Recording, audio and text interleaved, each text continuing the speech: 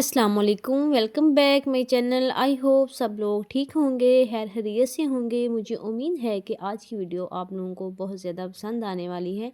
आज की वीडियो में मैंने आप लोगों के साथ चिकनकारी के कुछ ड्रेसेस के डिज़ाइन शेयर किए हैं।